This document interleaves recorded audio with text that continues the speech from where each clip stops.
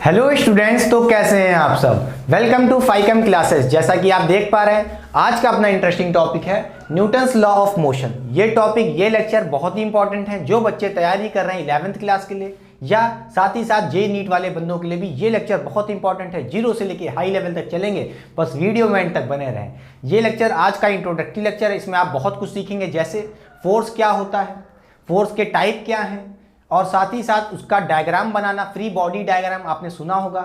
और साथ ही साथ सीखेंगे कि what is frame of reference का क्या कॉन्सेप्ट होता है। आइए स्टार्ट करते हैं आज के लेक्चर को।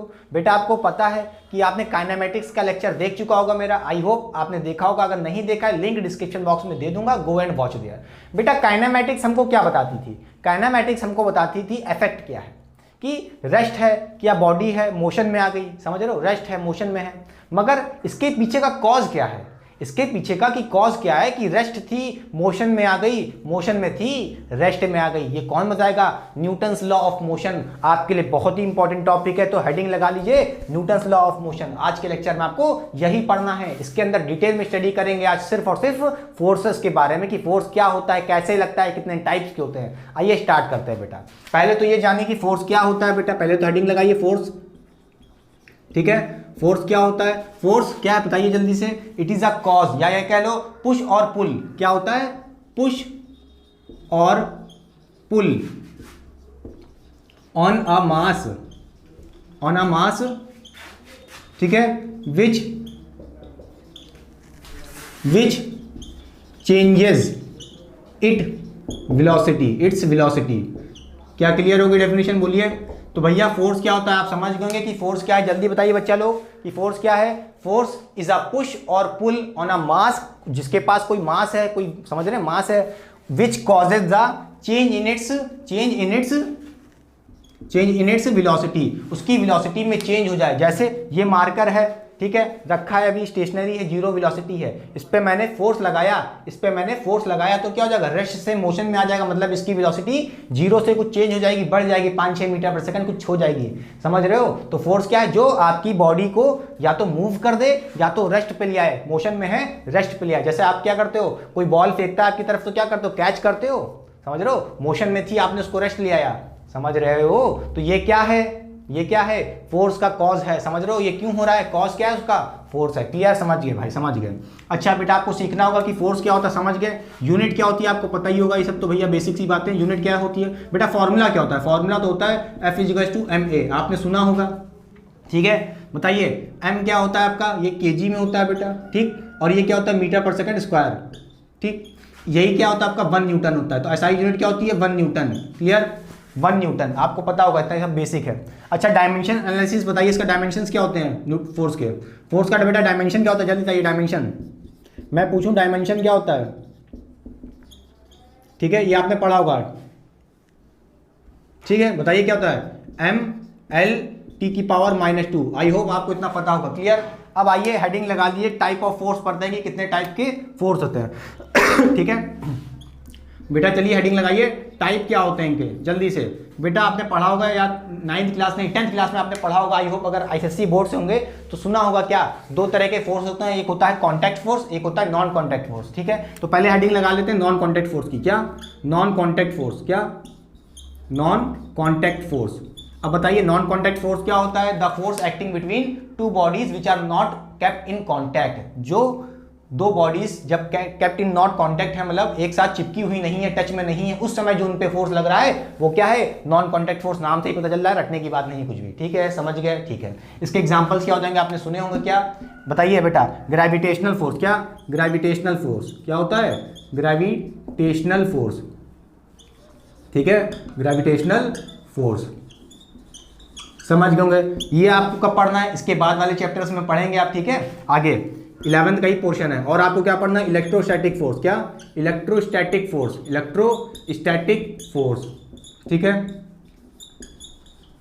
बोलिए। और आपको क्या पढ़ना है जल्दी बताइए बेटा? आपको पढ़ना होगा मैग्नेटिक फोर्स, मैग्नेटिक फोर्स। अब ध्यान से देखिए बेटा, ये जो टॉपिक है आपका ग्रेविटेशनल फोर्स, ठीक है। ग्रेविटेशनल फोर्स ये आपका 11th का ही पार्ट है, बट ये आपका क्या है? 12th का पार्ट है। किसका? 12th क्लास का पार्ट है, ठीक है। तो इसकी स्टडी बिल्कुल नहीं करनी, आपको 12th में पढ़ना है। समझ गए? What is non contact force? जब दो बॉडीज केप्ट में नहीं है, ठीक है, हवे में है, मतलब चिपकी हुई नहीं है, उस समय जो उस बॉडी पे फोर्स लग रहा होगा उसी को बोलते हैं नॉन कॉन्टैक्ट फोर्स। नाम में लिखा है नॉन कॉन्टैक्ट, मतलब चिपके हुए नहीं है, कॉन्टैक्ट में ही नहीं है, तब जो फोर्स लग रहा है उसी को बोलते हैं नॉन कॉन्टैक्ट फोर्स। समझ गया। आइए कॉन्टैक्ट फोर्स क्या होते हैं जल्दी से पढ़ लेते हैं। कॉन्टैक्ट फोर्स क्या होता है बेटा? कॉन्टैक्ट फोर्स क्या होता है जल्दी बताइए, इसका क्या एग्जांपल हो जाएगा? जब दो बॉडीज, बताइए पहले तो कॉन्टैक्ट फोर्स क्या होता है? The force acting between the bodies which are kept in contact, ठीक है, इसी का उल्टा, ठीक है, the force acting between the body which are kept in contact. जब दो बॉडीज एकदम चिपकी हुई है, केप्ट इन कॉन्टैक्ट है, उस समय जो फोर्स लग रहा है उसको बोलते हैं कॉन्टैक्ट फोर्स। आइए इसके एग्जांपल पढ़ लेते हैं। जैसे हमने इसके एग्जांपल पढ़ लिए, नॉन कॉन्टैक्ट के क्या थे? Gravitational force, electrostatic force, magnetic force. Clear अच्छे से? ठीक है बेटा, इसका क्या एग्जांपल हो जाएगा जल्दी बताइए। इसका आपने बहुत से 10th क्लास में पढ़े होंगे। बताइए, पहला होता है नॉर्मल रिएक्शन फोर्स। क्या? नॉर्मल, बेटा नॉर्मल रिएक्शन फोर्स भी लिखते हैं कई लोग, और मैं सिर्फ नॉर्मल भी बोलूंगा या नॉर्मल फोर्स, बात एक है, समझ जाएंगे, ठीक है। अभी इसके बारे में सब कुछ पढ़ना है डिटेल में, ठीक है, बस बने रहिए वीडियो में। देखिए बेटा, टेंशन फोर्स क्या होता है, और बताइए इसके एग्जांपल्स। टेंशन फोर्स क्या होता है? टेंशन फोर्स, ठीक है, और बताइए टेंशन फोर्स, बताइए। स्प्रिंग फोर्स, क्या? स्प्रिंग फोर्स हो जाएगा, स्प्रिंग फोर्स, ठीक है। और क्या होता है जल्दी बताइए बेटा? इसका हो जाएगा फ्रिक्शन फोर्स। क्या हो जाएगा? फ्रिक्शन फोर्स, ठीक है, समझ गए। आज की वीडियो में आप ये सीखेंगे। देखिए ग्रेविटेशनल फोर्स क्या होता है, आज की आपका लेक्चर का पार्ट क्या है, ग्रेविटेशनल फोर्स आज की वीडियो में कवर होगा। साथ ही साथ नॉर्मल फोर्स या नॉर्मल रिएक्शन फोर्स जिसको कहते हैं वो कवर होगा, टेंशन फोर्स, ठीक है, ये भी कवर होगा। और साथ ही साथ देखिए बेटा, स्प्रिंग फोर्स आपको पढ़ना तो है, मगर ये आगे के टॉपिक्स हैं, ठीक है, देखेंगे। अगर ये हो जाएगा तो हो जाएगा। ये देखिए, ये तो आपको बाद में पढ़ना है, ये भी आपको फ्रिक्शन फोर्स बाद में पढ़ना, आज का टॉपिक नहीं, ये तो बहुत बड़ा टॉपिक है, ठीक है। एक दिन का लेक्चर नहीं, इस पर 4-5 लेक्चर लगेंगे, ठीक है। तो आपको डिटेल में सीखना होगा कि फ्रिक्शन फोर्स कैसे लगता है, ठीक है। तो आज के वीडियो मतलब आपको सीखना क्या है, सिर्फ उस मास पे, जो मास रखा होगा उस पर फोर्स लग रहा है, किस तरफ लग रहा है, किस डायरेक्शन में लग रहा है, कैसे लगाते हैं, ठीक है, ये सब सीखेंगे आप। क्लियर कि नहीं क्लियर? बोलिए, समझ गए? मिटा दें, बोलिए। चलें, तो आज पहले हेडिंग लगा लीजिए, उसके बाद ग्रेविटेशनल फोर्स, यही सीखेंगे आप, ठीक है। मिटा दें, जल्दी बताइए।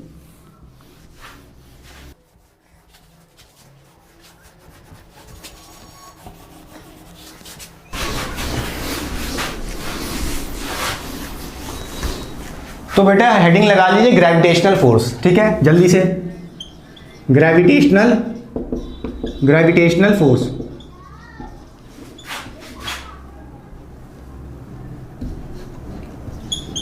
ठीक, ओफो, ठीक है। तो व्हाट इज ग्रेविटेशनल फोर्स आपने पढ़ा होगा कि यही मास नहीं हमारा वेट होता है। क्या होता है जल्दी बताइए पहले, ग्रेविटेशनल फोर्स क्या होता है? ये हमारा वेट होता है, वेट ऑफ द बॉडी। क्या? जो वेट ऑफ द बॉडी होता है वही हमारा क्या होता है? Gravitational force. ग्रेविटेशनल फोर्स को हम किससे दिखाते हैं?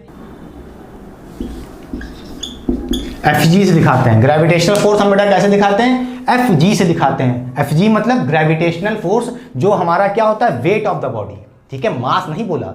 मास क्या है बेटा? एक फोर्स है, सॉरी, वेट हमारा फोर्स है। मास क्या होता है? It is a matter contain in a body. समझ रहे हो कितना अमाउंट है उसके अंदर, मैटर, वो हमारा मास होता है, ठीक है। तो समझ लीजिए, फोर्स, ग्रेविटेशनल फोर्स क्या होता है? हमारा वेट ऑफ द बॉडी ही होता है। क्लियर? समझ गए? ठीक है बेटा।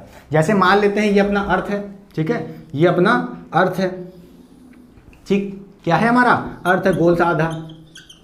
अरे अर्थ तो पूरा होता है, मैंने आधा बना लिया, काम चलाओ, ठीक है। तो अब मैं पूछूं आपसे, जैसे यहाँ पे कोई बॉडी है, ठीक है, मान लेते कोई यहाँ पे मास है बॉडी का, ठीक। अब वैसे आप किसी मास को, जैसे मैं इस कैप को ऊपर फेंक दूं तो ये नीचे क्यों आ जाता है? क्यों आ जाता है? अपने वेट के कारण। क्या? वेट के कारण। मतलब ये वेट क्या है? इसका ग्रेविटेशनल फोर्स उसको नीचे खींच रहा है। कैसे खींच रहा है? नीचे खींच रहा है। अच्छा, मान लेते एक और मास है यहाँ पे, ये भी कैसे जाएगा? नीचे की तरफ जाएगा। अच्छा, समझ गए। ये कैसे जाएगा? ये तो एकदम सीधे जाएगा, एकदम डाउनवर्ड। क्लियर? समझ गए। और ये मास कैसे जाएगा? ये ऐसे जाएगा? नहीं, ये ऐसे जाएगा? नहीं, ये कैसे जाएगा? Toward the centre of gravity, centre of mass. समझ गया कि नहीं समझ गए? बोलिए, क्लियर कि नहीं क्लियर? इसका डायरेक्शन किधर होगा? Toward the centre of mass. Clear? समझ गए। इसी तरह यहाँ पे अगर कोई मास है, वो कैसे जाएगा? इधर की तरफ। समझ गए। अच्छा, ये कोई फोर्स खींच रहा है इसको, इस फोर्स का नाम क्या है? यही तुम्हारा ग्रेविटेशनल फोर्स है। क्या है? Gravitational force, Fg। समझ रहे हो क्या लग रहा है यहाँ पे? यहाँ पे कौन सा फोर्स लग रहा है? Fg लग रहा है। वो वही Fg क्या है? वेट। क्या है? W। W मतलब वेट। समझ गए?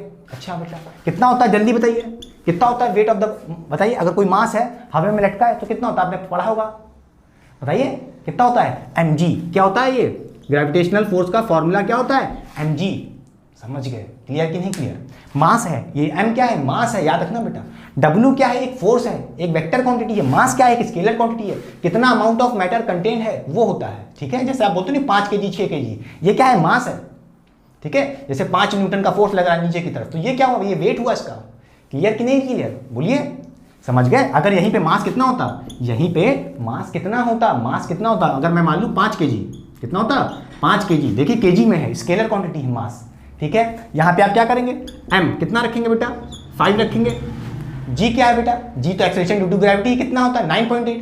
हम 10 मान लेते हैं, कितना होता है, होता तो 9.8 है, ठीक है। क्लियर, अब इसको सॉल्व कर लेंगे, आपका वेट हो जाएगा। क्लियर कि नहीं क्लियर बेटा, समझ गए, ठीक है बेटा। यहाँ पे याद रखिएगा g क्या होता है, एक्सेलरेशन ड्यू टू ग्रेविटी। क्या है यहाँ पे, एक्सेलरेशन ड्यू टू ग्रेविटी। आपको उसकी वैल्यू पता होगी, कितनी होती है, 9.8 होती है। क्या होती है, 9.8 मीटर पर सेकंड स्क्वायर। समझ गए, अच्छा समझ गए। अच्छा, इसकी वैल्यू आप कितना लेके चलेंगे, 10। कितनी लेके चलेंगे, अप्रोक्सीमेटली 10 लेके चलेंगे, 10 मीटर पर सेकंड स्क्वायर, ठीक है। मैंने 9.8 रखी है आपको समझाने के लिए, इसकी ओरिजिनल वैल्यू। समझ गए, बड़े आगे तो वेट ऐसे नहीं हो जाएगा। बोलिए, आपने पढ़ा होगा 1 kgf क्या होता है, सुन रहे होंगे, बताइए बताइए 1 kgf क्या होता है। अगर मैं पूछूं व्हाट इज 1 kgf, बोलिए बोलिए। It is the force of gravitation on a 1 kg of mass. क्या, it is a force of, sorry, it is a gravitational force, ठीक है। It is a gravitational force on a body, ठीक है, toward the centre, नीचे की तरफ जो खींच रहा होगा उसको, ठीक है, on a body of 1 kg। Clear कि नहीं क्लियर, 1 kg पे कितना ग्रेविटेशनल फोर्स लग रहा है, वही हमारा क्या है, 1 kgf।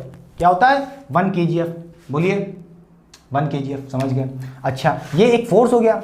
तो बेटा ये बताइए ये कितना होता है, बताइए ये भी कितना होता है, 9.8 न्यूटन लगा देंगे। समझ गए कि नहीं समझ गए। अरे एक्सेलरेशन ड्यू टू ग्रेविटी क्या है, क्या है, 9.8। बोलिए ये क्या है, फोर्स है, ये क्या है, फोर्स, ठीक है, gravitational force on a 1 kg of mass. 1 kg of मास बेटा, 1 kg ऑफ मास बेटा, ये क्या है, g है, m कितना रखेंगे, a रखेंगे, 1 रखेंगे। बोलिए kgf क्या कहता है, ये कहता है 1 किलो का मास। क्या, 1 kg का मास पे कितना ग्रेविटेशनल फोर्स लग रहा है, कितना लगेगा, जितना g लग रहा होगा। बोलिए, अरे बेटा फॉर्मूला क्या होता है, mg। क्या हुआ, mg, तो 1 kg के लिए रख दिए g इंटू कर दो। यहाँ पे g क्या है, आपको पता है g क्या हो जाएगा, यहाँ पे g आपको पता है कितना होता है, बताइए। ये होता है 9.8, तो देखिए कितना आ रहा है, 9.8 मीटर पर सेकंड स्क्वायर। बोलिए, तो यहाँ से क्या हो जाएगा, बोलिए जल्दी से, 9.8 कितना हो जाएगा, 9.8 kg। बोलिए 9.8 kg मीटर पर सेकंड स्क्वायर, ठीक है। और ये आपको ये वैल्यू पता है कितनी होती है, ये तो न्यूटन होती है। कई बच्चे तो सोच रहे होंगे एकदम बेहोश हो गए, ठीक है। 1 kgf क्या आ गया, यही आपका 1 kgf है। कितना है, 1 kgf। समझ गए, बोलिए 1 kgf कितना होता है, 9.8 न्यूटन। क्लियर, समझ गए। अरे भैया 1 kg पे रख दिए, 1 kg का मास इंटू कर देंगे तो देखो ये kg मीटर पर सेकंड स्क्वायर बन जाएगा, यही न्यूटन है। तो देखो 1 kgf कितना है, न्यूटन के बराबर, 9.8। समझ गए, क्लियर। बोलिए समझ गए कि नहीं समझ गए। अच्छा, आप इसके बाद भी पढ़ेंगे ग्रेविटेशनल चैप्टर, आगे पढ़ेंगे डिटेल में, बहुत बड़ा चैप्टर है, ठीक है। और एक और फॉर्मूला होता है ग्रेविटेशनल फोर्स का, ठीक है, एक और फॉर्मूला होता है ग्रेविटेशनल फोर्स का। यहाँ तो देखिए एक अर्थ है और एक मास है, जरूरी नहीं कि ग्रेविटेशनल फोर्स इनके बीच में लगे, अर्थ और मास के बीच में कोई, ठीक है। दो कोई मास हो सकते हैं, मान लेते हैं ये देखिए, एक मास ये है, एक मास ये है, ठीक, और इनके बीच का सेपरेशन, इसके बीच का सेपरेशन मान लेते हैं r है, ठीक है, कोई r है डिस्टेंस, ये मान लेते हैं m1 मास है और ये मान लेते हैं m2 मास है कोई। अब इन दोनों के बीच में भी लग रहा होगा कोई बड़ी सी दो मास है, एक m1 और एक m2, ये दोनों भी आपस में एक फोर्स लगा रहे होंगे, उस फोर्स का नाम क्या होगा, ग्रेविटेशनल फोर्स, ठीक है। क्या होती है वैल्यू, जब दो मास हो m1 m2, समझ रहे हो, ठीक है, m1 m2। तो Fg क्या हो जाएगा, ग्रेविटेशनल फोर्स, यहाँ पे g m1 m2 क्या हो जाएगा, m1 m2 bye r square, ठीक है। क्लियर, आप कहोगे इस पर कुछ बता ही नहीं रहे, आगे पढ़ना है डिटेल में क्या करना है, ठीक है। आज का कॉन्सेप्ट क्या है कि कैसे क्या लग रहा है, समझ गए। बोलिए, डाल दें, चलिए।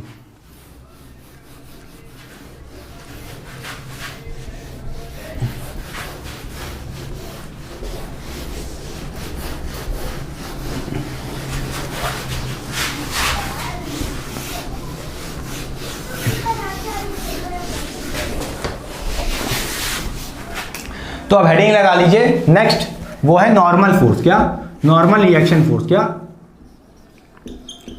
नॉर्मल रिएक्शन फोर्स, ठीक है, ठीक है, नॉर्मल रिएक्शन फोर्स कह लो या नॉर्मल फोर्स कह लो, बात वही है, कोई डरने की बात नहीं है इसमें, ठीक है। बेटा कैसे लगता है पहले बात समझिए, क्या होता है समझिए, क्या होता है ये बोलिए। ये होता है फोर्स, इसके बारे में पढ़िए, लिखिए जल्दी से। Force perpendicular, force perpendicular to the surface, ठीक है, force perpendicular to the surface, ठीक है। पहली बात पढ़ा कि एक फोर्स है और परपेंडिकुलर टू द सरफेस, जैसे सरफेस होगा उसके परपेंडिकुलर लगेगी, ठीक है, समझ गए। दूसरा पॉइंट इसके बारे में पढ़िए, एग्जिस्ट इन पेयर, किसमें, एग्जिस्ट इन पेयर, ठीक है, मतलब ये अकेला नहीं लगेगा, ये हमेशा पेयर में लगेगा, समझ रहे हो कि नहीं समझ रहे हो, अभी आएगा। चलिए देखिए, जैसे मैं कहूं यहां पे आपके पास कोई, ठीक है, कोई सरफेस है, ठीक है, बोलिए, और इस पे कोई मास रखा है, ठीक है, इस पे कोई एक मास रखा है बेटा, जैसे आपकी मान लीजिए टेबल है, टेबल के ऊपर कोई मास रखा है, तो अच्छा ये बताइए, ये मास ऊपर की तरफ इसकी नॉर्मल रिएक्शन फोर्स लगेगा, क्या, इस मास के ऊपर एक नॉर्मल रिएक्शन फोर्स लगेगा, उसको हम दिखाते हैं एन से, ठीक है, कैसे दिखाते हैं, एन से दिखाते हैं। कौन लगा रहा है इस मास पे, कौन लगा रहा है इस मास पे, ये सरफेस जिस पे ये रखा है, ये टेबल रखी जो, ये लगा रहा है, ठीक है, इसके ऊपर की तरफ, समझ गए, कोई दिक्कत नहीं, क्लियर कि नहीं क्लियर, समझ गए। अच्छा, जैसे ये सरफेस नीचे वाली टेबल लगा रही है इसके ऊपर, ये टेबल लगा रही है इसके ऊपर की तरफ इस मास पे, इसी तरह ये मास के पास भी तो कोई सरफेस है नीचे की तरफ, ऐसे रखा है उसके ऊपर, तो ये भी तो एक नीचे की तरफ लगाएगा कि नहीं लगाएगा, लगाएगा। अच्छा, ये मास लगाएगा, क्या है, ये जो ऊपर की तरफ फोर्स लग रहा है, ये टेबल लगा रही है इस मास पे परपेंडिकुलर, देखिए लिखा भी force perpendicular to the surface, समझ रहे हो, ये आपका सरफेस है टेबल का, ये ऊपर की तरफ लगा रही है मास पे, ठीक है, और मास भी कैसा लगा रही है, परपेंडिकुलर लगा रही है नीचे की तरफ, समझ गए। तो ये भी क्या होगा, नॉर्मल रिएक्शन फोर्स होगा। अब आप सोचोगे ना ही मैंने यहाँ पे N1 ना ही यहाँ N2 लिखा है, अलग अलग नहीं है, क्योंकि सेम है, समझ रहे हो, क्योंकि एग्जिस्ट इन पेयर, क्या बोला, एग्जिस्ट इन पेयर, भाई सरफेस दोनों का सेम है, तो उन दोनों के बीच में क्या लग रहा है, N लग रहा है, नीचे वाला भी N ऊपर की तरफ लगा रहा है, ऊपर वाला सरफेस जो मास का है वो नीचे की तरफ लगा रहा है, समझ गए, यही तुम्हारा नॉर्मल रिएक्शन फोर्स है। क्या क्लियर हो गया, जल्दी बताइए, बोलिए बेटा। अच्छा, एक बात आपको पता होगी, क्या यहाँ पे एक और फोर्स लग रहा होगा, क्या क्या, अरे टेबल पर रखा है तो क्या होगा, एक फोर्स और लग रहा होगा, क्या, वेट, इसका वेट, भार, समझ रहे हो कि नहीं समझ रहे हो, क्या, वेट, और वो वेट क्या होता है, mg, आप पढ़ चुके हैं पहले भी, ग्रेविटेशनल फोर्स लग रहा होगा कितना, वेट के बराबर mg, समझ गए, कोई दिक्कत नहीं। अच्छा, आ गया। अच्छा बेटा, एक और चीज देखिए, जैसे आपके पास मान लेते हैं कोई वेज है, क्या है, वेज, ये क्या आपका बेटा, वेज, इसको क्या बोलते हैं, वेज, ठीक है। देखिए आज के लेक्चर में आप सिर्फ सीखेंगे कि कैसे फोर्स लग रहा है, इसके बाद कैलकुलेट करेंगे कि बेटा ये फोर्स की एन की वैल्यू क्या होगी, समझ रहे हो, जैसे वेज है, इस पे बहुत से क्वेश्चन होने हैं, सिर्फ आज कॉन्सेप्ट क्लियर कर रहे हैं, बेसिक्स एकदम, ठीक है। देखिए मान लेते हैं यहाँ पे कोई मास रखा है, क्या मास रखा है m, अब आप कहेंगे कि भाई मैं पूछूं आपसे, आप यहाँ पे बताओ फोर्सेस का बताओ, मैं पूछूं आपसे यहाँ पे फोर्स बनाओ जल्दी से, ठीक है, फोर्स के डायरेक्शन दिखाओ, कहाँ कहाँ क्या लग रहा होगा, तो पहले तो बताओ यहाँ पे क्या लग रहा होगा, ये जो वेज है, ये स्लैंट वाली साइड दिख रही है, ये सरफेस, ठीक है, ये सरफेस इस मास पे एक फोर्स लगा रही होगी परपेंडिकुलर, ठीक है, इस तरफ, इसका नाम क्या होगा, नॉर्मल रिएक्शन फोर्स, समझ गए। इसी तरह ये मास इस सरफेस पे भी लगा रही होगी, क्या, वेज पे, जो ये वेज दिख रहा है, ठीक है, वेज पे भी लगा रही होगी, कैसे, डाउनवर्ड परपेंडिकुलर, ठीक है, समझ गए कि नहीं समझ गए, बोलिए, कोई दिक्कत की नहीं, दिक्कत नहीं ना, ये भी कितना होगा, n होगा। अच्छा, अगर मैं आपसे यहाँ पे पूछूं मास क्या है, वेट क्या होगा, वेट का डायरेक्शन किधर होगा, बोलो भैया, ग्रेविटेशनल फोर्स किधर लग रहा होगा, mg, बेटा कैसे लग रहा होगा, वो डाउनवर्ड लगता है हमेशा, याद रखना, हमेशा कैसे, डाउनवर्ड, कैसे, डाउनवर्ड एकदम, ठीक है। तो क्या हो जाएगा, वेट कैसा हो जाएगा, weight is equal to mg, ठीक है, mg नीचे की तरफ लग रहा है हमेशा, चाहे जैसा हो, ये मत कहना कि ये भी ऐसे लगेगा एकदम टेढ़ा, ठीक है, कैसे भी रखा हो मास, वो हमेशा नीचे ही रखना, चाहे टेढ़ा रखा हो चाहे सीधा रखा हो, उसका डायरेक्शन सिर्फ ऑलवेज डाउनवर्ड, समझ गया कि नहीं समझ गया, क्लियर कि नहीं क्लियर, बोलिए। अच्छा, एक और केस देखेंगे, चलिए यहाँ पे देख लीजिए, कहाँ दिखा दें, यहाँ दिखा दें, वेज बेटा, चलिए यहाँ पे देखिए बेटा, एक और केस, जैसे मैं कहूँ यहाँ पे आपके पास कोई स्फीयर है, क्या, कोई बहुत सुंदर तंदी बना है तो अंडा बन गया, ठीक है, कोई डरने की बात नहीं है,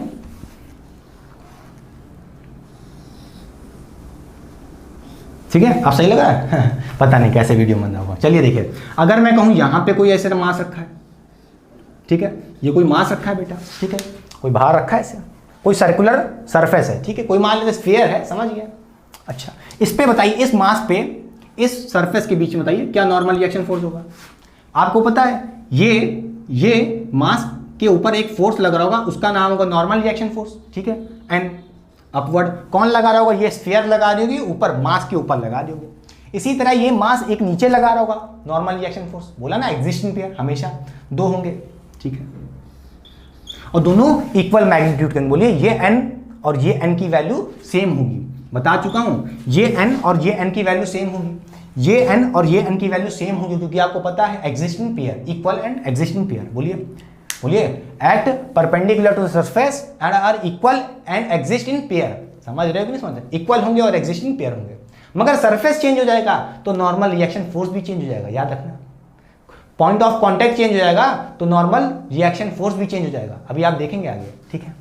अच्छा, अब देखिए, मैं अगर यहाँ पे रख दूँ मास, मैं अगर यहाँ पे रख दूँ मास, ठीक है, अब बताइए मैंने क्या कहा, नॉर्मल रिएक्शन फोर्स कैसे लगेगा, हमेशा आप यहां से कहोगे डाउनवर्ड लगेगा ना, मैंने क्या कहा परपेंडिकुलर लगेगा। आप देखिए सरफेस आपका कैसा है, एकदम कर्व है, कैसा है, कर्व है, ठीक है, तो एकदम डाउनवर्ड ना बना देना, कैसे बनेगा, देखो इस मास पे एक अपवर्ड फोर्स लग रहा होगा ऐसे, परपेंडिकुलर, सरफेस के परपेंडिकुलर लगा दिया, भाई सरफेस कैसा है ऐसे, तो इस बार ऐसे बनेगा परपेंडिकुलर, ठीक है। अच्छा, इस मास पे एक ये मास भी लगाएगा, इस स्फीयर पे क्या, एक नॉर्मल रिएक्शन फोर्स परपेंडिकुलर, ठीक है, नॉर्मल रिएक्शन फोर्स, ठीक है, मान लेते हैं ये सेंटर होगा, ठीक है, ये स्फीयर का सेंटर होगा। तो एक बात पकड़ लीजिए, क्या नॉर्मल रिएक्शन फोर्स, देखो डायरेक्शन कैसा है, जब भी कोई कर्व सरफेस पे रखा हो तो उसके सेंटर ऑफ मास पे जाएगा, देखो डायरेक्शन हमेशा नीचे की तरफ। देखो इस केस में तो आप कह सकते हो हाँ भाई इसमें तो होना ही है, इस वाले केस में, ठीक है, नीचे लग रहा है, मगर इस केस में वो टेढ़ा रखा है तब भी ऐसे रख रहा है, देखो टेढ़ा रखा है तब भी परपेंडिकुलर आपने बनाया तो उसका डायरेक्शन देखो किधर जा रहा है, सेंटर ऑफ मास पे एकदम यहाँ पे आ रहा है। क्लियर कि नहीं क्लियर? अच्छा बेटा, ग्रेविटेशनल फोर्स कैसे लगेगा, ग्रेविटेशनल mg बताओ, ये हमेशा डाउनवर्ड, कैसा, डाउनवर्ड, mg कितना होगा, weight is equal to mg, समझ गए, ये हमेशा डाउनवर्ड। क्लियर, समझ गए, हाँ भाई समझ गए, इससे ज़्यादा क्या चाहिए, एक और दे दें, एक और दे दो, चलो मिटा दें, चलिए देखिए जल्दी से। अब देखिए बेटा, अगर मैं कहूँ आपके पास यहाँ पे जैसे क्या था, एक वेज था, अब मेरे पास दो वेज है, क्या, दो वेज हैं, ठीक,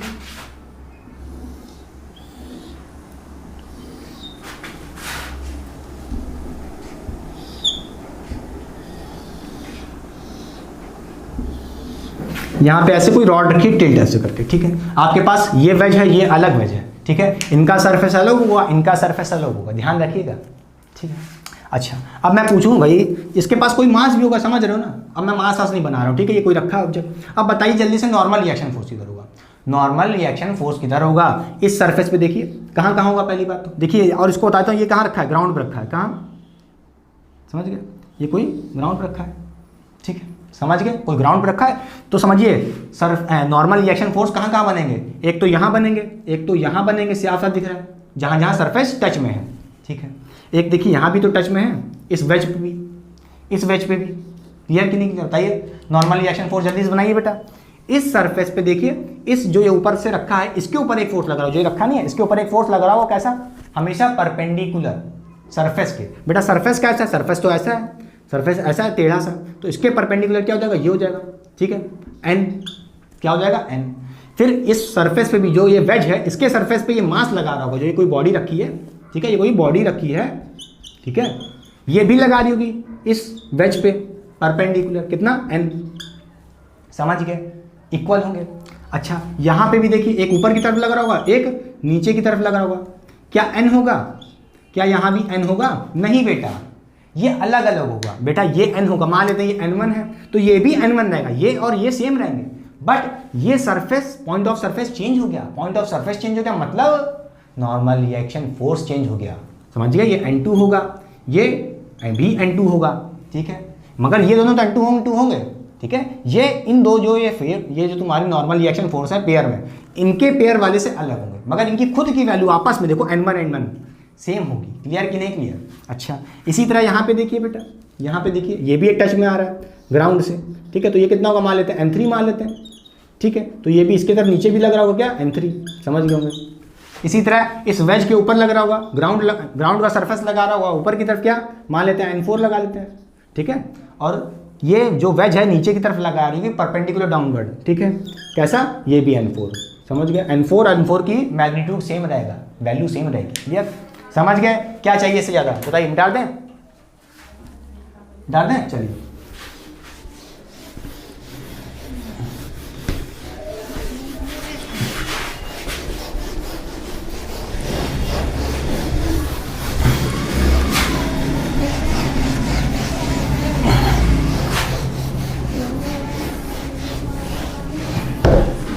तो चलिए पढ़ते हैं टेंशन फोर्स। तो बेटा हेडिंग लगा लीजिए टेंशन फोर्स, ठीक है।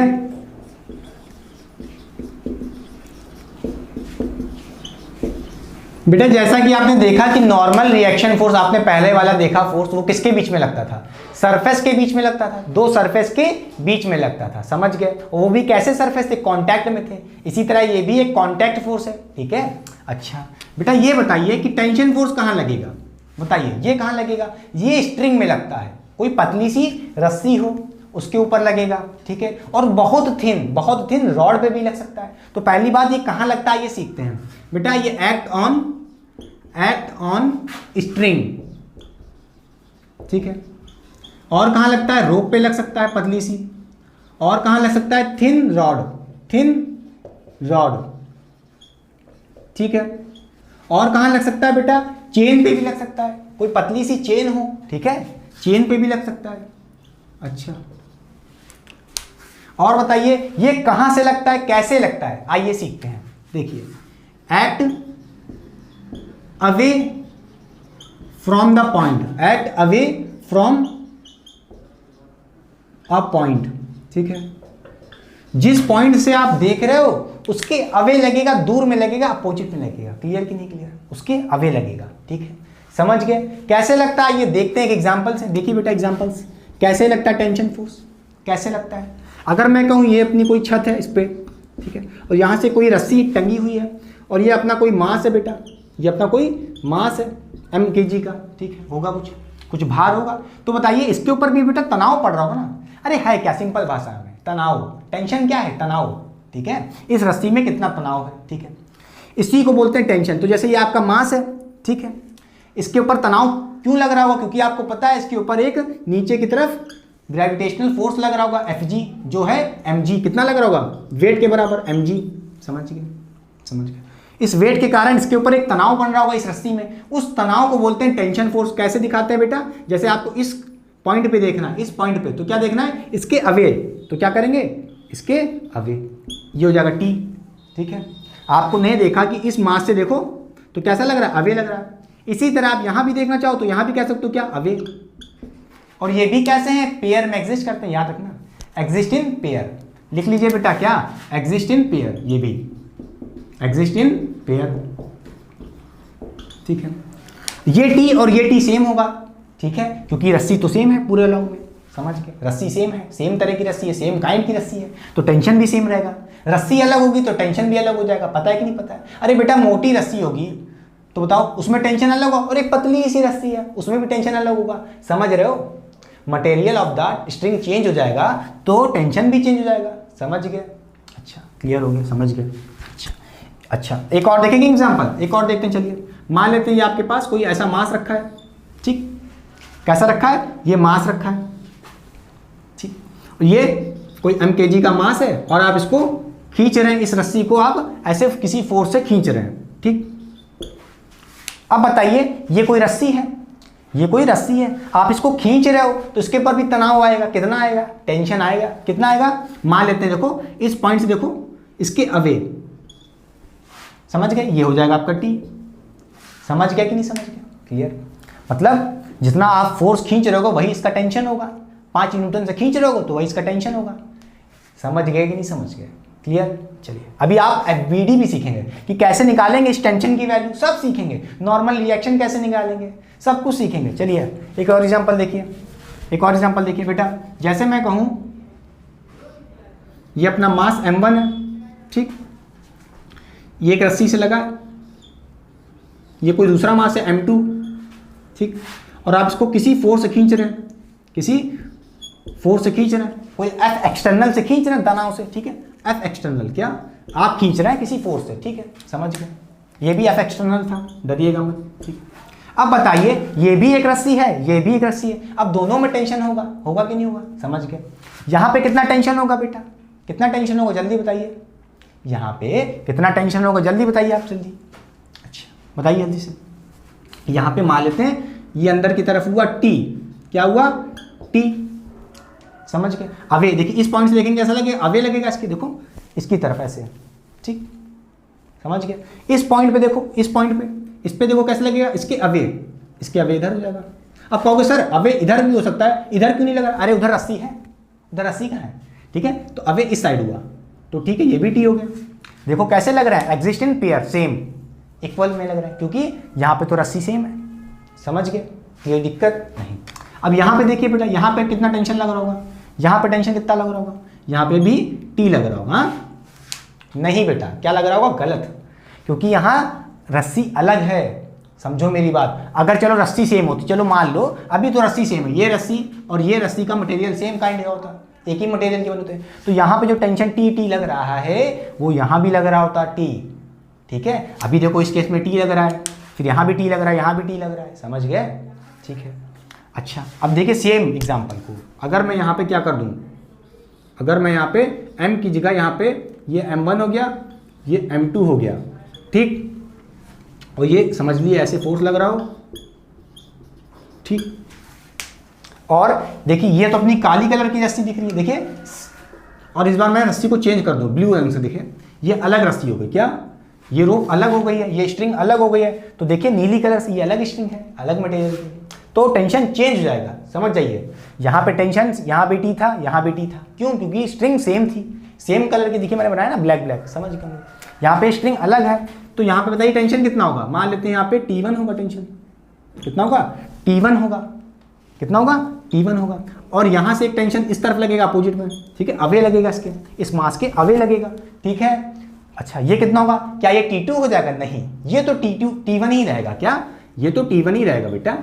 बेटा देखो यहाँ पे ये जो ब्लू कलर की रस्सी है ये तो सेम ही है ना लॉन्ग में, तो यहाँ भी T1, यहाँ भी T1, कोई दिक्कत, मगर यहाँ वाली जो रस्सी है ये अलग है, ब्लैक कलर की, देखो यहाँ कितना होगा, यहाँ पे कोई दूसरा टेंशन लग रहा होगा T2, क्योंकि रस्सी चेंज हो गई, क्योंकि रस्सी चेंज हो गई, तो लिख लो बेटा, जब भी रस्सी चेंज हो जाएगी, रस्सी कह रहे हैं बार बार स्ट्रिंग, क्या कहोगे, लिख लो यहाँ पे, व्हेन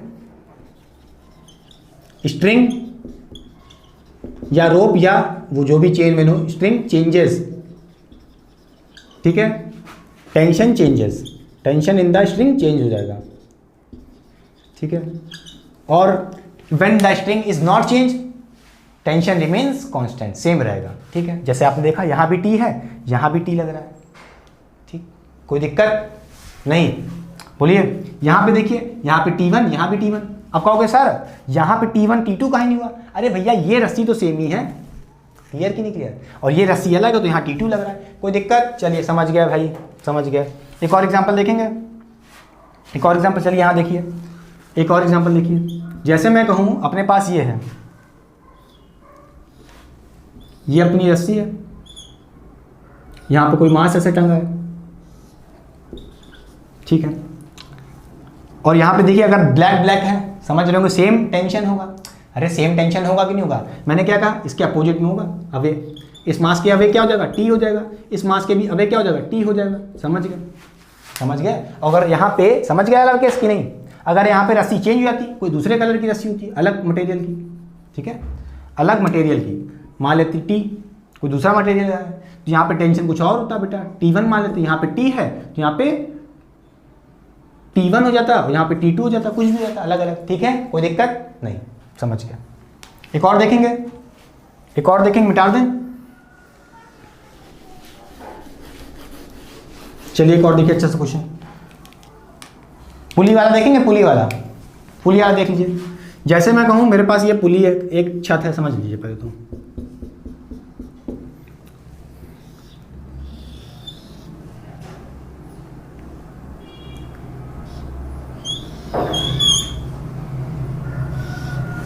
ठीक है,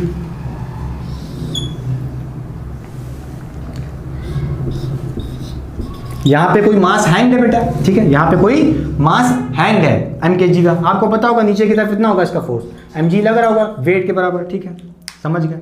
अब देखिए यहाँ पे टेंशन जल्दी से बनाइए, कैसे बनाएंगे टेंशन, आपको पता है ये मास इस पॉइंट से देखिए अपोजिट में लग रहा होगा, किधर, ऊपर की तरफ, कुछ टी लग रहा होगा। और देखिए ये पुली में जो रस्सी जा रही है यहाँ से सेम ही तो होगी, ब्लैक कलर की सेम है रस्सी, ठीक है, स्ट्रिंग सेम है, तो देखिए टी लग रहा होगा यहाँ पे, ठीक। फिर इस पॉइंट पे देखिए यहाँ से भी तनाव इसका भी बढ़ रहा होगा, बोलिए यहाँ से भी तो देखिए ये पुली है, इसका भी तो कोई मास होगा हल्का फुल्का एकदम, ठीक है, तो टेंशन ऊपर की तरफ लग रहा होगा इसके ऊपर भी, इस पुली पे, ठीक है। और इस पुली पे देखिए, इस रोप पे भी देखिए कितना लग रहा होगा, टी लग रहा होगा, इस पे भी टी लग रहा होगा। अगर टेंशन सेम है, क्यों, क्योंकि भैया स्ट्रिंग सेम है, स्ट्रिंग अलग हो जाती तो टेंशन भी अलग हो जाता, समझ रहे हो कि नहीं समझ रहे हो, क्लियर, चलिए समझ गए। और देखेंगे, एक और देखेंगे, जल्दी से देखिए,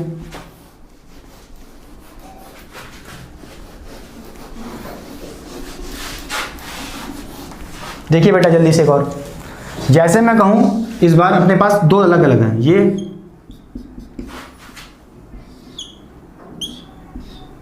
कोई mkg का मास है यहाँ पे, ठीक,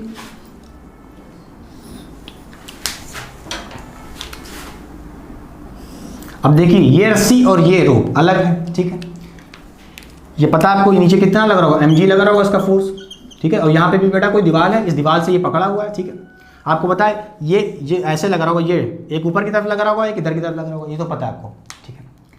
अच्छा अब मैं पूछूं इस रोप में और इस रोप में टेंशन क्या सेम होगा, नहीं, अलग अलग है, तो टेंशन कैसे मार्क करोगे, T1 T2 कर लो अलग अलग, ठीक है। बताइए अगर मैं यहाँ पे पूछूं, यहाँ बताइए कितना टेंशन होगा इसमें, बोलिए, यहाँ से अवे लग रहा होगा, देखिए इस पॉइंट से अवे लगा, इस पॉइंट से अवे, मान लेते हैं T1, ठीक, इस पॉइंट से भी देखिए टेंशन लग रहा होगा इधर की तरफ T1, ये T1 सेम होगा क्योंकि यहाँ पे तो रोप सेम है। अब यहाँ देखिए, यहाँ के अलावा यहाँ क्या हो जाएगा, T2 हो जाएगा, क्या, क्योंकि ब्लैक कलर की दिख रही अलग है स्ट्रिंग, ठीक है, यहाँ पे कितना हो जाएगा इसके अवे, T2 हो जाएगा इसके, देखिए इस पॉइंट के अवे, जहाँ से वो रोप बंधी है देखिए इसके अवे, ठीक है, यहाँ पे देखिए रोप बंधी है यहाँ से इसके अवे, यहाँ पे क्या हो जाएगा, T2 हो जाएगा, समझ गए, ये T2 सेम होंगे मगर T1 T2 अलग होंगे क्योंकि रोप अलग अलग है, समझ गए, इससे ज़्यादा क्या चाहिए। अरे इस पर बहुत डिटेल क्वेश्चन करना है, इससे बहुत बड़े बड़े टॉपिक्स हैं, समझ रहे हो। चलिए मिटा दें, फिर आगे पढ़ते हैं फ्रिक्शन फोर्स। क्या फ्रिक्शन फोर्स,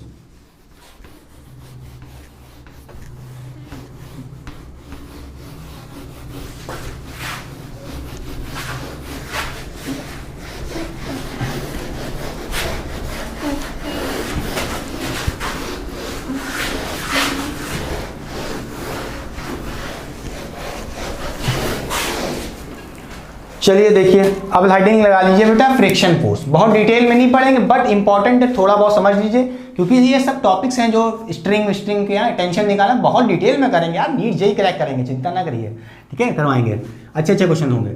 अब देखिए हेडिंग लगा लीजिए फ्रिक्शन फोर्स। क्या फ्रिक्शन फोर्स, ठीक है। अब ये आप पढ़े होंगे थोड़ा सा पहले, बचपन में पढ़ते आए होंगे, जैसे हम चलते हैं तो हमारे ऊपर एक फ्रिक्शन लगता है पीछे की तरफ उल्टे साइड में, ठीक है, समझिए। देखिए फ्रिक्शन फोर्स पहले समझ लीजिए, इसके बारे में कुछ लिख लेते हैं इंपॉर्टेंट, ठीक है। कैसे लगता है बेटा, ये लगता है एक्ट टेंजेंशियली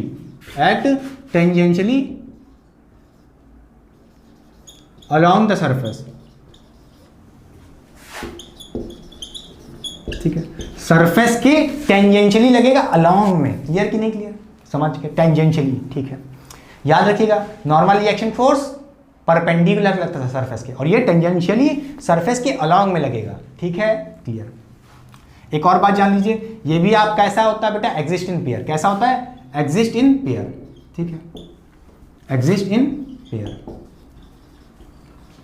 ठीक है। और बताइए इसके बारे में, इसके बारे में बेटा अपोजेस द रिलेटिव मोशन। क्या करता है, opposes the relative motion, opposes the relative motion. क्या रिलेटिव मोशन, जैसे ये देखिए मार्कर है मेरा, ये दो मार्कर हैं ऐसे एक दूसरे पे, ये आगे जा रहा है ये पीछे आ रहा है, ठीक है, ये आगे जाना चाहता है ये पीछे आ जाता है, तो इन दोनों के रिलेटिव मोशन को ये रोकेगा। क्या करेगा, रोकेगा, अपोजेस द रिलेटिव मोशन, ठीक है। जैसे मैं अपना यहाँ पे हाथ लगा रहा हूँ, आगे की तरफ बढ़ा रहा हूँ, मोशन आगे की तरफ कर रहा हूँ, ठीक है, तो इसके ऊपर एक पीछे की तरफ फ्रिक्शन लग रहा होगा, ठीक है, कैसा लगा हुआ, पीछे की तरफ, ठीक है, समझ गए। मैं आगे हाथ ले जाना चाहता हूं किसी फोर्स से, तो इस हाथ के सरफेस पे एक पीछे की तरफ फोर्स लगा है जो इसको रोक रहा है कि आगे मत जाओ, ठीक है, तो अपोज कर रहा है, रोक रहा है, ठीक है, मोशन को, समझ गए, क्लियर हो गया। अच्छा, अब आइए बेटा फ्रिक्शन फोर्स, पहली बात तो हम इसको दिखाते हैं स्मॉल एफ से, ऐसे दिखाते हैं, ठीक। इसका फॉर्मूला क्या होता है, इसका फॉर्मूला होता है म्यू एन, ठीक है, म्यू एन। एन आपको पता है यहाँ पे क्या है, नॉर्मल फोर्स है, क्या है, एन क्या है, नॉर्मल फोर्स, यहाँ पे एन क्या है, यहाँ पे नॉर्मल फोर्स। बेटा यहाँ पे यू क्या है, यू क्या है यहाँ पे, कोफिशिएंट ऑफ फ्रिक्शन, क्या है, coefficient of friction, coefficient of friction, ठीक है, कांस्टेंट है, पहली बात तो समझ लीजिए, ये कांस्टेंट होता है भाई, हर सरफेस का अलग कोफिशिएंट ऑफ फ्रिक्शन होगा। जैसा रफ सरफेस होगा, जितना ज्यादा रफ सरफेस होगा उतना ही ज्यादा कोफिशिएंट ऑफ फ्रिक्शन होगा। मतलब ये किस पे डिपेंड करता है, सरफेस के नेचर पे। किस पे डिपेंड करता है, सरफेस पे, सरफेस के नेचर पे, ठीक, सरफेस के नेचर पे डिपेंड करता है, ठीक है, समझ गए। जितना ज्यादा रफ सरफेस, देखिए बेटा समझ लीजिए, जितना ज़्यादा रफ सरफेस, रफनेस जितनी ज़्यादा होगी सरफेस के बीच में, ज़्यादा मतलब देखिए मैंने ऐसे ऊपर की तरफ बनाया, मतलब इंक्रीज ज़्यादा है, ठीक है, उतना ही ज़्यादा म्यू होगा, उतना ही ज़्यादा कोफिशिएंट ऑफ फ्रिक्शन होगा, समझ गए। और उतना ही ज़्यादा भाई म्यू की वैल्यू बढ़ेगी तो, म्यू की वैल्यू बढ़ेगी तो फ्रिक्शन भी बढ़ेगा, उतना ही ज़्यादा आपका फ्रिक्शनल फोर्स होगा, समझ गए, क्लियर। अच्छा, अब ये कैसे लगता है आइए सीखते हैं बेटा। चलिए मान लीजिए यहाँ पे देखिए एग्जाम्पल से बेटा, कहाँ जगह है ना, चलिए कहाँ बना दो, यहाँ देखिए, अच्छा देखिए, जैसे मैं कहूँ यहाँ पे अपने पास कोई मास है, ठीक है, ये अपना कोई सरफेस रखा है, ठीक, और यहाँ पे कोई मास रखा है अपना, ये m1 मास है, और ये कोई भार रखा है, ठीक है, नीचे की तरफ m2। आपको पता है दो सरफेस हैं टच में, एक m1 का सरफेस और एक m2 का सरफेस। तो पहली बात देखिए क्या बता रहा है, at along tangentially along the surface. कब लगेगा, जब आप फोर्स लगाओगे, ऐसे नहीं लग रहा, अभी तो कुछ नहीं है, अभी कौन सा फ्रिक्शन लग रहा होगा, अभी एक फ्रिक्शन लग रहा है, स्टैटिक फ्रिक्शन। मगर अभी आपको ये सब नहीं पढ़ना, स्टैटिक काइनेटिक, ठीक है, अभी आज आपको सिंपल सा फ्रिक्शन का बस हल्का सा ठीक चाहिए, ज़्यादा नहीं पढ़ोगे, इस पर बहुत डिटेल वीडियो बनानी है, ठीक है। देखिए जैसे मान लूँ मैं इस पर एक एफ एक्सटर्नल फोर्स लग रहा है, ठीक, एफ एक्सटर्नल मतलब बेटा जो आप लगा रहे हो एक्सटर्नली खींच रहे हो, आप उसको उधर की तरफ खींच रहे हो, ससुरा भागा जा रहा है, भागा जाएगा, भाग जाएगा। अच्छा चलो देखते हैं, चलिए अब मैं कहूँगा कि जैसे आपने इसको इधर खींचा, भाई आप m1 को खींच रहे हो आगे की तरफ, तो m1 देखो, m2 देखो, m1 को खींचा आपने आगे की तरफ, तो m2 जब देखेगा, m2 का सरफेस क्या, m2 का सरफेस क्या देखेगा कि m1 आगे जा रहा है, m1 आगे जा रहा है, बोलो m1 को जब आगे खींचोगे तो m2 का जो सरफेस होगा वो क्या देखेगा, m1 आगे जा रहा है, ठीक है। और फ्रिक्शन का काम क्या, इसको अपोज करना, रोकना। तो भाई m2 लगाएगा फ्रिक्शनल फोर्स m1 पे, क्या लगाएगा, m1 पे लगाएगा, किस पे लगाएगा, m1 पे, किस पे लगाएगा, m2 का सरफेस m1 पे लगाएगा एक फ्रिक्शन फोर्स, किस पे लगाएगा, फ्रिक्शन फोर्स किस पे, m1 पे, ठीक है, ताकि वो रुक जाए, ठीक है। मान लेते हैं पीछे की तरफ, ठीक है, देखिए टेंजेंशियली देखिए सरफेस ये है इसका, सरफेस के टेंजेंशियली, समझ गए, ठीक है। ये आगे खींच रहे हो तो इसको पीछे रोकने की कोशिश कर रहा है, क्योंकि इसका काम ही क्या है, अपोजेस द रिलेटिव मोशन। ये आगे की तरफ मोशन करने जा रहा था फोर्स के चक्कर में, इसको रोकने की कोशिश कर रहा है, रोक पाएगा कि नहीं पता नहीं, ठीक है, वो रोकने की कोशिश कर रहा है, ठीक है, समझ गया। अच्छा मान लेते हैं बेटा ये अपनी 1 बॉडी है, ये अपनी 2 बॉडी है, ठीक है। तो कौन किस पे लगा रहा है, बेटा किस पे लग रहा है ये फ्रिक्शन फोर्स, ये तो m पे लग रहा है, m1 पे, ठीक है। तो friction force on 1 due to 2, समझ गए, F12 मतलब क्या हुआ इसका मतलब ये हुआ frictional force on 1 due to m2, ठीक है, समझ गए। अच्छा ये भी एग्जिस्टिंग पेयर है। अब आप सोच रहे होगे वो कहाँ गया, एक और इसका पेयर होना चाहिए था, वो किधर होगा। बेटा देखिए अब जब आपने देखा कि m2 m1 को देख रहा होगा, ये आगे जा रहा होगा, उसको पीछे खींच दिया। अब आप क्या करो, अब आप m1 पे बैठ जाओ, m1 पे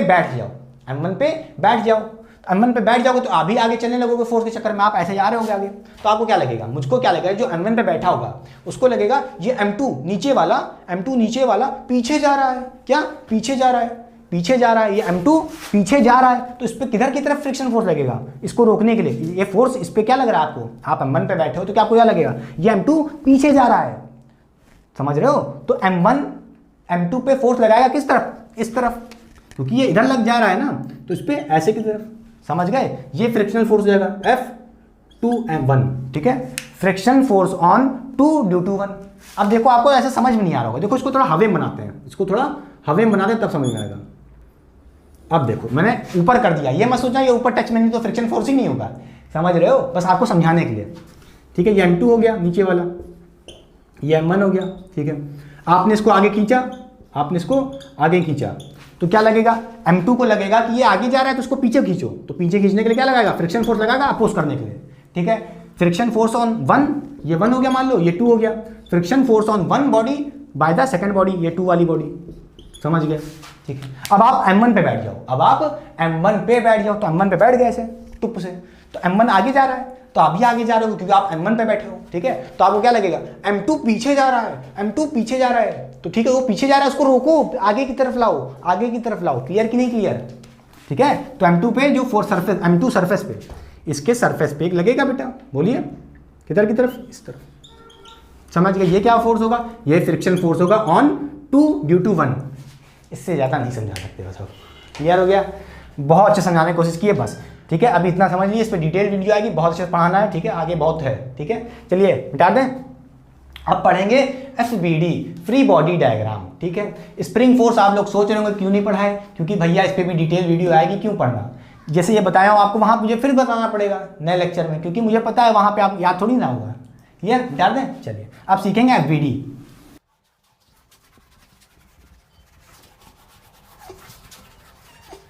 तो चलिए अब सीखते हैं कि FBD ड्रॉ कैसे करते हैं। बेटा FBD का मतलब होता है फ्री बॉडी डायग्राम, तो पहले हेडिंग लगा लीजिए फ्री बॉडी डायग्राम, ठीक है, फ्री बॉडी डायग्राम।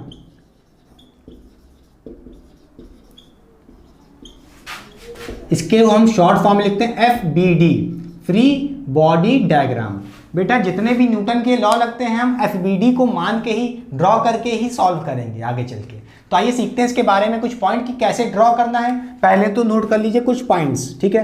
पहला पॉइंट कहता है अज्यूम, क्या, assume the whole body, the whole body या बॉडी लिख लो, ठीक है, बॉडी एज पॉइंट, ठीक है। पूरी बॉडी को हम सिर्फ यहाँ पे किससे दिखाएंगे, बड़ी सी बॉडी नहीं दिखाएंगे, जैसे हाथी घोड़ा चिड़ै कौवा सब कुछ हो, ठीक है, उसको यहाँ पे पॉइंट से दिखाओ, एक डॉट से, समझ गए। अच्छा, सेकंड पॉइंट क्या कह रहा है, सेकंड पॉइंट ये कह रहा है show all forces, show all forces acting on body, on a body. कहोगे एकदम छोटी सी बात है, हम यहाँ पे बाई लिख दें तो कोई गलत बात है, अरे गलत बात है, याद रखना, क्या, ऑल फोर्सेस को हम दिखाएंगे, ठीक है, उस मास पे, उस बॉडी पे हम सारे फोर्सेस दिखाएंगे जो उस बॉडी पे लग रहे हैं, बॉडी पे लग रहे हैं, बाय द बॉडी नहीं लग रहे हैं, समझ गए, एक्टिंग ऑन द बॉडी, उस बॉडी के ऊपर लग रहे हैं, समझ रहे हो, जो बॉडी दूसरे पे लगा रही है वो फोर्सेस नहीं दिखाना हमको, ठीक है, क्लियर कि नहीं क्लियर, समझ गए। थर्ड पॉइंट कहता है कि जो ये फोर्स है, जो ये फोर्स लग रहा है वो किस पे डिपेंड करता है, वो डिपेंड करता है फ्रेम ऑफ रेफरेंस पे, क्या, force depend on frame, depend on a frame of reference, frame of reference, ठीक है। इसको हम शॉर्ट फॉर्म में लिखते हैं फ्रेम ऑफ रेफरेंस को FOR, ठीक है, फ्रेम ऑफ रेफरेंस, ठीक है। बेटा फ्रेम ऑफ रेफरेंस अपने पास दो तरह के होते हैं, एक होता है इनर्शियल फ्रेम, क्या होता है, एक इनर्शियल फ्रेम, और एक होता है नॉन इनर्शियल,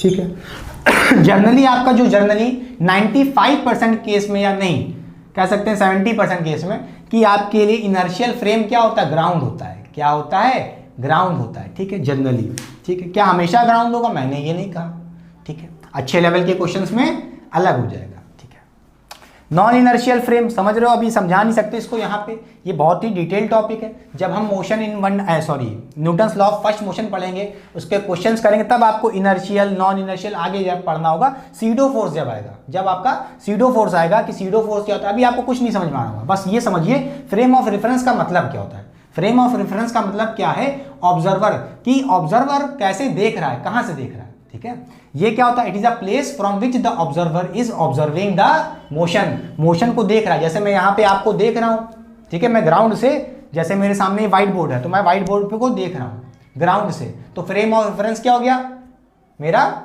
ग्राउंड हो गया। अगर मैं कार में बैठा होता और व्हाइट बोर्ड को देख रहा होता, अरे कार कहाँ चल जाएगी रूम में, यही सोच रहे हो। अरे मान लो कि कार आगे से, कार में बैठा चल रहा हूँ, कार नहीं है वैसे मेरे पास, ठीक है, कार में बैठ के चल रहा हूँ, व्हाइट बोर्ड को देख रहा हूँ। अब बताइए मेरा फ्रेम ऑफ रेफरेंस क्या ग्राउंड रहेगा, नहीं, अब मेरा फ्रेम ऑफ रेफरेंस चेंज हो गया, कार हो गया। अब मैं कार से देख रहा हूँ व्हाइट बोर्ड को, तो मेरा फ्रेम ऑफ रेफरेंस क्या हो जाएगा, जहां से मैं ऑब्जर्व कर रहा हूँ। कहां से ऑब्जर्व कर रहा हूँ, कार में, क्योंकि कार की कुछ मोशन होगा, समझ रहे हो। अभी तो रेस्ट पे था, ठीक है, ग्राउंड पे था तो रेस्ट से देख रहा था कि भाई ये व्हाइट बोर्ड है, और कार में बैठ गया तो मेरा फ्रेम ऑफ रेफरेंस चेंज हो गया। यही कॉन्सेप्ट आपको समझना, इनर्शियल और नॉन इनर्शियल अच्छे समझाएंगे आगे चल के, ठीक है, कोई मतलब नहीं अभी का, ठीक है। आइए कुछ ड्रॉ करते हैं एफबीडी, ताकि आपको अच्छे से क्वेश्चन हो जाए, ताकि आप नेक्स्ट लेक्चर में मेरे अच्छे से कर पाए। चलिए मान लेते हैं बेटा ये मेरे पास वेज था, ठीक, और यहां पे कोई मास है m, ठीक। आपको मैंने क्या कहा था, जल्दी से यहां पे सारे फोर्सेस को दिखा दो, सारे फोर्सेस, चाहे मैं कह रहा हूं इस मास पे क्या क्या फोर्सेस लग रहे होंगे, by the body, on the body, ठीक है। पहले दिखाओ, पहले दोनों दिखा दो, जैसे नॉर्मली सीखे थे वैसे बताओ।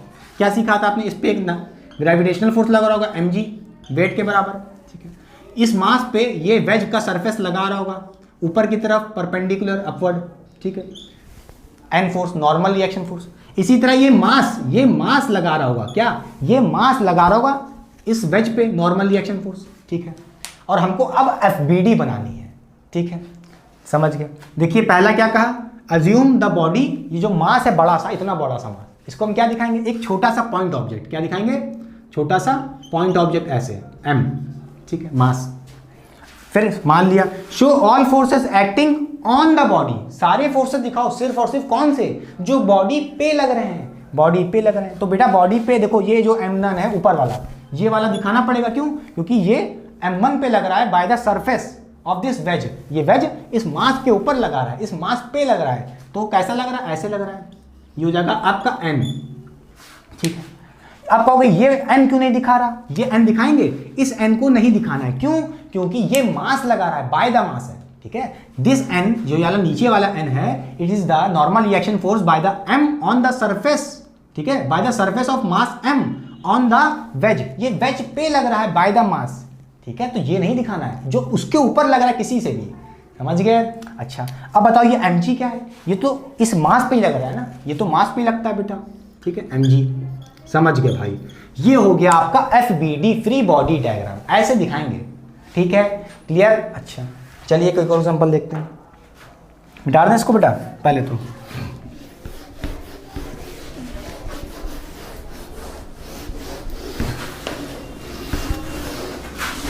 चलिए और एग्जांपल देखते हैं अच्छे से। जैसे मैं कहूं मेरे पास ये है बेटा,